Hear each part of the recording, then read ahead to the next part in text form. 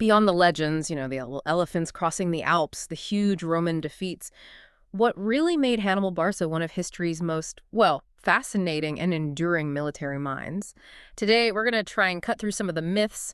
We'll deep dive into insights from ancient historians, modern science even, that reveal the genius and, frankly, the surprising legacy of this Carthaginian general. Yeah, our mission today is really to unravel the extraordinary story of Hannibal Barca. He was the Carthaginian general who became Rome's, well, its most formidable enemy. You get to explore his early life, that daring invasion of Italy, his groundbreaking battles, and the really complex story of his defeat and, his enduring influence. And to give you this comprehensive yet concise understanding, we've pulled together a pretty fascinating stack of sources. We'll be drawing from classic historical accounts, people like Livy and Polybius, modern academic works too, and even some interesting online discussions. So yeah, let's unpack this incredible figure. Okay, so to really grasp Hannibal's lifelong determination, I think we have to start right at the beginning. He was born in 247 BC in Carthage, that's modern-day Tunisia, son of Hamilcar Barca, who was a leading general from the First Punic War. His family, the Barcids, their name itself seems almost prophetic, wouldn't you say? Barca, meaning lightning or thunderbolt? It absolutely does. It sets the tone, doesn't it? For the kind of fierce, swift attacks his father was known for. Hannibal grew up with two younger brothers, Mago and Hasdrubal, and his brother-in-law was Hasdrubal the Fair.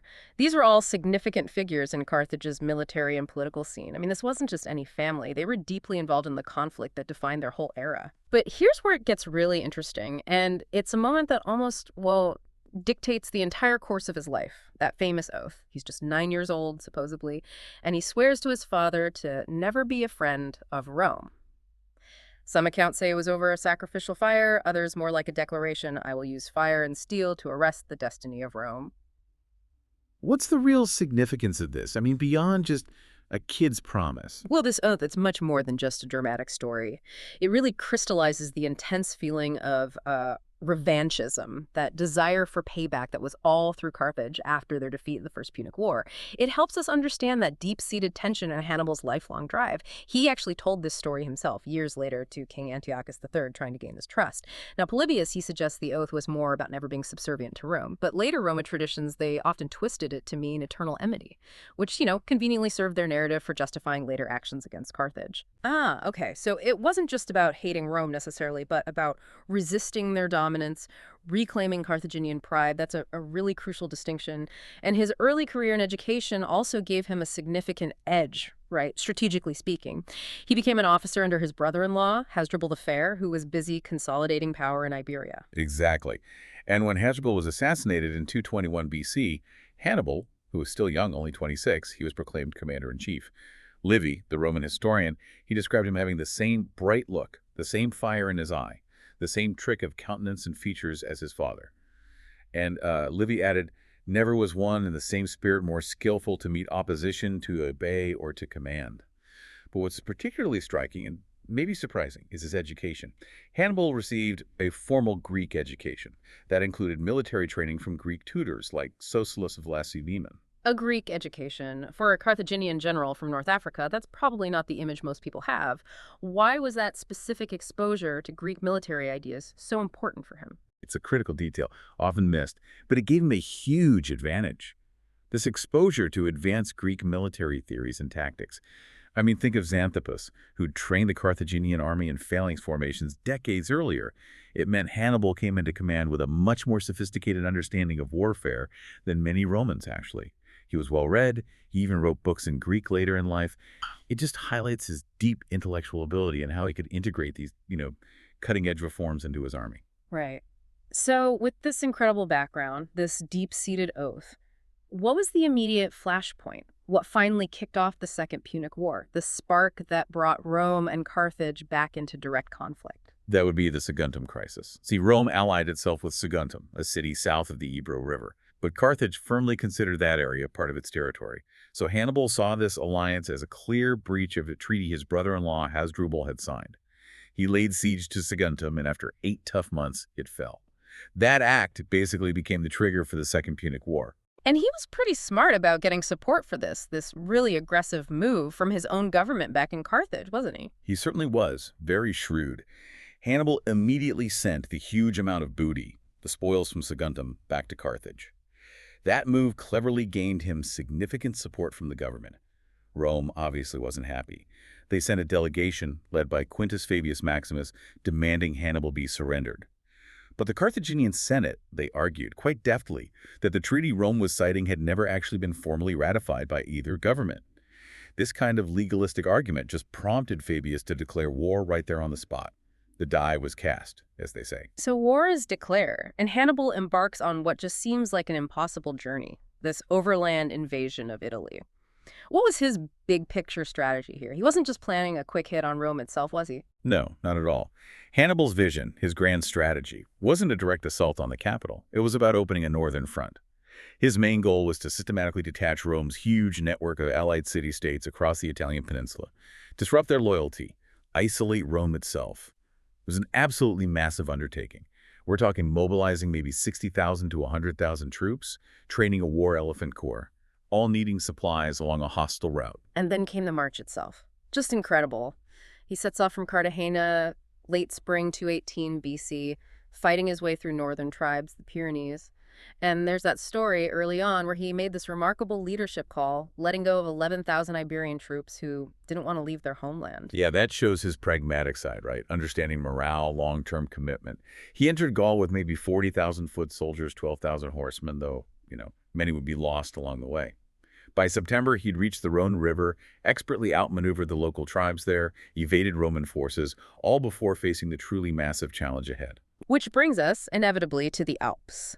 This is one of those legendary moments in ancient warfare, but it's also really debated, isn't it? How hard was this crossing, really? And what do we actually know about the route he took? Oh, the difficulties were immense, huge. Hannibal's army, when it finally got into Italy, had only about 20,000 foot soldiers left, maybe 4,000 horsemen, and, as the sources say, only a few elephants from the original 38 he started with. The exact route. Well, that's been argued about by scholars for centuries. Polybius, who wrote closest to the events, he even noted the debate was happening back in his own time. But there's been some really interesting, cutting-edge archaeological science lately shedding new light on this, hasn't there? There has, yeah. Recent biostratigraphic archaeology, basically looking at traces of unique bacteria, Clostridia, that you find in horse and mule dung, plus radiocarbon dating from peat bogs. It now strongly supports the Col de la Traversette as being the Hannibalic route. And this pass, it's also the highest and most southerly in the Western Alps, which importantly lines up with the ancient descriptions. If he went up there, the Pole Valley would indeed have been visible from the summit, which validates Polybius's account perfectly. Wow, so actual science pointing to a specific path. That's incredible. I remember reading Livy's famous account, really dramatic, about Hannibal using vinegar and fire to break through a rockfall. Does modern research tell us anything about whether that could have actually happened, or is it more likely just historical legend? Right, Livy does mention that colorful detail. But it's worth noting that Polybius, writing closer to the events, doesn't mention it at all. And archaeological surveys haven't found any evidence of, carbonized rock on that specific route. So it remains a really captivating story, but probably an embellishment by Livy later on. It just highlights how important it is to, cross-reference historical sources. But despite those huge losses, Hannibal's vision was still remarkable. He planned to operate without help from Hispania, knowing this invasion would shake the whole Mediterranean world for decades. So once he's in Italy, Hannibal really starts to show his genius, doesn't he? He delivers this series of just devastating victories against the Romans right from the start. He absolutely did. Starting in 218 BC, several early triumphs. At the Battle of Ticinus, his cavalry was just superior. Forced the Romans to pull back from Lombardy. And the Roman consul, Scipio, father of the more famous Scipio Africanus, was badly injured. That victory, though maybe minor strategically, it encouraged the Gauls and Ligurians to join his cause, bolstered his army back up to around 40,000 men. And his tactical mastery really shone through at the Battle of Trebia, right? Trebia, yeah, December 218 BC. That was a masterclass in military skill. Hannibal basically cut the superior Roman infantry to pieces. He used a surprise attack, a devastating ambush from the flanks, after cleverly wearing them down by making them cross a freezing river. Just a brutal defeat for the Romans. However, that winter was incredibly tough. Most of his war elephants died from injuries or the cold, so none of them would feature in his later, more famous battles. And he certainly didn't let up after that. What came next for the poor Romans, and how did Hannibal keep demonstrating this mastery on the battlefield, even without his elephants? He just kept pressing his advantage. Spring of 217 BC, the the Battle of Lake Trasimene. Hannibal lured the main Roman army under Flaminius into this absolutely devastating trap. He did it by openly ravaging the very region Flaminius was supposed to protect. It cut Flaminius off from Rome. This is often considered the first recorded turning movement in military history, and it was one of the costliest ambushes Rome ever suffered. Hannibal himself actually lost sight in his right eye due to conjunctivitis during the difficult crossing of the Arno River swamps just before this battle. Adds to his formidable image, I suppose. And then the absolute peak of his military genius, the Battle of Cannae in 216 BC. This battle, it's still studied today, right? Yeah. What made it such a brilliant and utterly devastating victory? It is, yeah. In military academies all over the world. At Cannae, Hannibal inflicted truly staggering losses. He completely destroyed 2 Roman armies, killed 2 consuls in one battle. He famously used that double envelopment tactic. It was brilliant. He intentionally let his center line sag backwards, almost inviting the Romans deeper into his formation. But as they pushed forward, thinking they were winning, his flanks swung around like this powerful pincer movement, trapping them and crushing them from both sides. It's a classic example of strategic brilliance. But the real insight here, I think, is Hannibal's audacious psychological warfare. He didn't just defeat armies, he systematically dismantled Roman military confidence. He pushed their tactical thinking to its absolute breaking point, forcing them to completely rethink their entire approach to war. The German Schlieffen Plan, for instance, was directly inspired by studies of his envelopment tactics at Cannae. So after these just stunning victories, Rome had no choice but to completely change tack. This is where the famous Fabian strategy comes in, isn't it? Which is actually a testament to their adaptability, even facing such a terrifying enemy. Precisely. After the disaster at Cannae, the Romans appointed Quintus Fabius Maximus Verrucosus as dictator. He adopted a strategy of attrition, basically, avoiding open battle. Instead, he shadowed Hannibal, watched him, limited his movements, harassed his foraging parties. This earned him the nickname Cunctator, which means the delayer. It was a strategy that was initially really unpopular, with the Roman people who were used to direct fighting, but it proved to be maybe the only workable way to slowly wear down Hannibal's strength over time. And Fabius, despite being known for being cautious, he still found himself outwitted by Hannibal in this really intriguing incident, the escape from Ager Falernus. Tell us about that. Ah, yes. Hannibal's escape from the trap at Ager Falernus. It's considered a classic of ancient generalship. Basically, Fabius had Hannibal boxed in. So Hannibal had his men tie burning torches to the horns of a large number of cattle and drive them up a hill at night. It looked like his army was trying to break out that way. The Romans, guarding the actual pass Hannibal wanted to use, saw the lights and rushed off towards the cattle, leaving the pass unguarded. Fabius, he sensed a trick, but didn't fully grasp it, stayed put. And Hannibal slipped his entire army, unharmed, right through the unguarded route. It was a big blow to Fabius's prestige and just showed Hannibal's incredible cunning. Okay, despite all these incredible victories, the strategic brilliance we've been talking about, Hannibal never marched on Rome itself after Cannae. This is a question historians have argued about for centuries. What's the core insight? Why did he make that choice? Yeah, it's the million-dollar question, isn't it? This pivotal decision, debated forever. It wasn't likely a failure of nerve or missing an opportunity. It's probably more a testament to Hannibal's very focused strategic thinking. His key insight, arguably, was that Rome's real vulnerability wasn't its capital city itself, which was heavily fortified, would have required a long, costly siege he probably didn't have the equipment for, but rather the loyalty of its vast network of allies across Italy. A siege of Rome might have been symbolic, sure, but detaching those allies, breaking that network, that was, in his view, the only path to permanently breaking Roman power. He was playing the long game, not just looking for a quick, glorious strike. It prompted his cavalry commander, Maharbal, to famously say, "Hannibal, you know how to gain a victory, but not how to use one," which reflects that immediate frustration maybe, but perhaps misses Hannibal's deeper strategic aim. That makes a lot of sense. He's looking at the bigger picture, dismantling Rome's whole power structure, not just taking one city. So the war then settled into this long stalemate, with Hannibal operating down in southern Italy for years. It did. Hannibal occupied most of southern Italy for an incredible 15 years. It's a testament to his sheer determination and ability to sustain his army on foreign soil. But his position became increasingly difficult. Crucially, Carthaginian defeats back in Hispania, modern Spain, meant he couldn't get reinforced. His objectives gradually got smaller, reduced to minor operations. He never managed another truly decisive victory like Cannae that could shift the strategic balance back in his favor. And there was a critical turning point that really, you could say, sealed his fate in Italy, a moment of pretty brutal psychological warfare from the Romans themselves. Yes, that was in 207 BC. His brother, Hasdrubal, was attempting to march from Spain to reinforce him with fresh troops, but he was intercepted, defeated, and killed at the Battle of the Metaurus River. And the Romans, they decapitated Hasdrubal and threw his severed head right into Hannibal's camp. It was a chilling, brutal message. It signaled the definitive end of Hannibal's real chance for winning in Italy. And it was a clear sign that Roman resilience, despite staggering losses, was ultimately going to win out. Wow. So the tide had well and truly turned. And eventually, after all those years fighting on foreign soil, Hannibal was called back home, wasn't he? Yes, with Carthage's military fortunes really declining, and Rome launching its own counter-invasion of North Africa under Scipio Africanus posing a direct threat to Carthage itself. Hannibal was recalled in 203 BC. He had to go back and defend his homeland. This set the stage for the final decisive battle of the war. The Battle of Zama, 202 BC. This was Hannibal's first and only major defeat on the battlefield. What were the key factors here, given his, previously perfect record? Zama was different in several key ways. Unlike most battles in the Second Punic War, this time the Romans actually had superiority in cavalry. That was largely thanks to the betrayal of Massinissa, the Numidian king, who switched sides from Carthage to Rome, taking his excellent horsemen with him. Hannibal did have about 80 war elephants, but the Romans had figured out tactics to deal with them. Things like blowing trumpets loudly to scare them and creating open lanes in their formations for the elephants to run through harmlessly.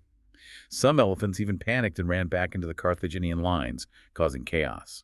And crucially, he was facing Scipio Africanus. Scipio had spent years fighting in Spain, studying Hannibal's tactics, even mirroring them. He was a formidable, intelligent general in his own right, ready to counter Hannibal's genius. It was Hannibal's tactics essentially being used against him. So the war ends in Roman victory. Hannibal's military career effectively closes with Zama. But his story takes this really unexpected turn, doesn't it? It reveals a completely different side to his genius. How does a man who spent his entire life fighting wars pivot to become a statesman? It's truly remarkable, isn't it? Despite the crushing defeat at Zama, Hannibal, who was still only 46, he was elected suffet, which was the chief magistrate, like a consul of Carthage. And he showed surprising political skill. He reorganized the state finances, cracked down on corruption, managed to recover embezzled funds. He even reformed how the ruling oligarchs were chosen, moving from self-appointment to direct election and limiting their terms to just 1 year. This significantly reduced their power. Sounds like he was making some pretty powerful enemies with those reforms, though. Couldn't resist shaking things up, even in peacetime, apparently. He certainly was making enemies, and this ultimately led to his life in exile after 195 BC. Rome became alarmed by Carthage's recovery and prosperity, and they were deeply suspicious of Hannibal possibly contacting the Seleucid Empire in the east. So Rome demanded his surrender. Hannibal, likely knowing his enemies within Carthage would hand him over, fled into voluntary exile before Rome could grab him. Where did he go, and what did he actually do during this time in exile? Did he finally find some peace and quiet? Far from it. He first journeyed to Tyre, which was Carthage's ancient mother city, then on to Antioch, and finally reached Ephesus. There, he was honorably received by Antiochus III, the ruler of the powerful Seleucid Empire. He became a key military advisor to Antiochus. He even advocated for Antiochus to go to war against Rome and helped them build a fleet.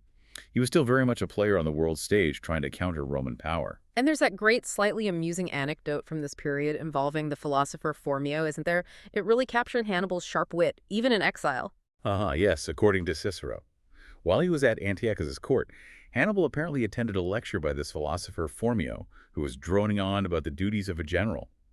When Phormio asked Hannibal for his opinion, Hannibal supposedly replied quite bluntly, "I have seen during my life many old fools, but this one beats them all." That's just classic Hannibal, sharp, direct, maybe a bit arrogant even in exile. He didn't stay there forever, though. He also fled to Crete for a time, then ended up in Bithynia, in modern-day Turkey. And even there, he achieved one last naval victory against Rome's ally, Eumenes II of Pergamon, apparently by throwing clay pots filled with venomous snakes onto his enemy's ships. Wait, seriously, snakes? In clay pots? As a naval weapon? That sounds completely wild. It does sound wild, haha. But apparently it worked. It just speaks to his continued ingenuity, his willingness to think outside the box, even late in his career. What an incredible detail. So how did this extraordinary, turbulent life finally end? Did Rome ever just let him be? No, they never really did. His death, sometime between 183 and 181 BC, came because the Romans intervened again. They put pressure on the king of Bithynia to hand Hannibal over. Hannibal, determined not to fall into Roman hands alive, took poison, which he reportedly carried with him for just such an eventuality. His supposed last words were quite defiant. "Let us relieve the Romans from the anxiety they have so long experienced, since they think it tries their patience too much to wait for an old man's death." There was also an old prophecy that said, "Libyssan earth shall cover Hannibal's remains." He apparently thought this meant he'd die back in Libya, but he actually died in a town called Libyssa in Bithynia. A final ironic twist. A fittingly dramatic, almost poetic end for such a larger-than-life figure. But his legacy, it stretches far beyond his death. It was even acknowledged, maybe even shaped, by his enemies, the Romans. That phrase, Hannibal ad portas, Hannibal is at the gates. It became a Roman cry of terror, right? A phrase we still sometimes hear today. Absolutely. It speaks volumes about the deep psychological scar he left on Rome. But despite that fear, the Romans actually built statues of Hannibal in the streets of Rome later on. It was partly to advertise their own achievement in defeating such a formidable adversary. Roman writers like Livy and Cicero, while they often called him cruel, they still grudgingly admired his military skill. And remarkably, during the Long War in Italy, there were apparently no reported revolutions against Rome, no major factions suing for peace, no prominent Roman turncoats going over to Hannibal's side. That speaks volumes about Roman unity and resilience, even when facing him. And that legendary conversation between Scipio and Hannibal, supposedly years after the war, it's just incredible. It really captures that mutual respect, maybe. Yeah. And Hannibal's subtle genius, even in defeat. Right, according to the historian Appian, Scipio supposedly asked Hannibal, who he considered the greatest general in history. Hannibal apparently said Alexander the Great first, then Pyrrhus of Epirus, and then himself third. Scipio, who's maybe a bit nettled by this, then asked where Hannibal would place himself if he hadn't been defeated by Scipio at Zama. And Hannibal famously replied, "In that case, I should have put myself before Alexander." It was just this incredibly subtle, brilliant way to flatter Scipio, suggesting Scipio had conquered someone even greater than Alexander, while still implicitly claiming ultimate superiority for himself. Just masterful. That is classic Hannibal, isn't it? Still playing mind games even in retirement. His military genius, it truly endures. It absolutely does. Military academies worldwide still study his campaigns, especially Cannae. We mentioned the German Schlieffen plan being influenced by his envelopment tactics. Major military figures throughout history, like George S. Patton, Norman Schwarzkopf Jr., they've cited his lasting influence on military principles. He's praised for his steadfastness, his organizational skills, his mastery of military science, and apparently he never asked his men to do anything he wouldn't do himself.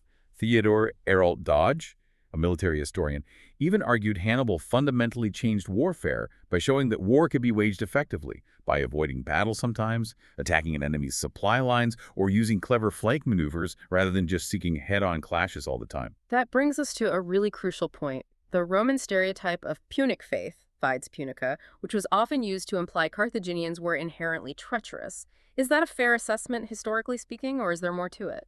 That's a great question, and it's a critical misconception we need to address.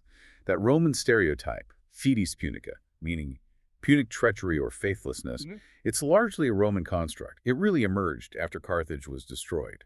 It served as a convenient justification for Rome's harsh actions against Carthage, painting them as fundamentally untrustworthy. But earlier Greek sources often praised Phoenicians, the ancestors of the Carthaginians, for their mercantile skill and their loyalty. And interestingly, Roman generals themselves, like Fabius Maximus with his delaying tactics or Scipio Africanus, they later adopted similar tricks and deceptions to defeat Hannibal.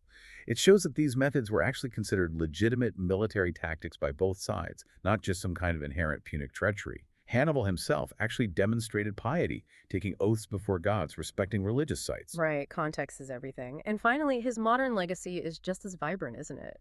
Especially in Tunisia, where he's clearly seen as a major national hero. Oh, absolutely. He's widely revered as a national hero in modern Tunisia today. You'll see him on their currency. There's a TV channel named after him, a railway station. There were even plans for a giant colossus statue of him overlooking Tunis at one point. He's also inspired novels, manga comics, and even Tunisia's 2022 FIFA World Cup kit had elements inspired by Carthaginian armor. His influence truly spans millennia and touches so many different cultures. So we've journeyed through Hannibal's incredible life. From that boyhood oath, his tactical brilliance at Cannae, his sheer steadfastness holding out in Italy for all those years, and then those unexpected turns as a statesman and an exile. You've really seen how his genius shaped not just the ancient world, but how it continues to influence military thinking and even popular culture right up to today. So wrapping this up, what really stands out to you from this deep dive? Was Hannibal primarily this general driven by revenge, by that oath? Or was he more of a pragmatic leader fighting for his homeland, trying to secure its future against this rising power? And maybe the biggest question, how does a military leader who ultimately loses the war manage to become one of history's most revered figures? Still sparking debates, still inspiring strategists millennia later. It's definitely something to think about.